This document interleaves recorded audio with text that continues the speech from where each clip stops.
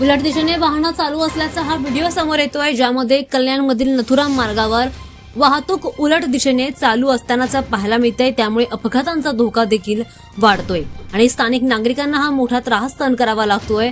या गंभीर समस्येचा मागोवा घेऊन स्थानिक लोकप्रतिनिधी आणि शिवसेनेच्या नगरसेविका मिनल तुरडे यांनी स्थानिक पोलिसांची या विषयावर चर्चा केली आणि यावर उपाय काढण्याची त्यांनी मागणी केली। वाहतूक विभाग आणि विनोबा भावे पोलीस स्टेशनचे वरिष्ठ निरीक्षक पोपट आव्हाड यांच्याशी झालेल्या बैठकीत या विषयावर सविस्तरपणे चर्चा झाली आणि पोलीस दलाने या उलट वाहनांवर नियंत्रण ठेवण्यासाठी नो एंट्री नियम अंमलात आणण्याचा पूर्णपणे प्रयत्न करण्याचं आश्वासन दिलं। दरम्यान या पत्रामध्ये त्यांनी विशेष मागणी केली होती, उलट दिशेने येणाऱ्या वाहनांवर पोलिसांनी कडक कारवाई करावी आणि सोबतच रस्त्यांवरील वाहन चालकांनी या नियमांचं पालन करावं, ज्यामुळे स्थानिक नागरिकांचा रस्त्यावरचा प्रवास सुरळीत होईल आणि अपघातांचा धोका देखील टळेल।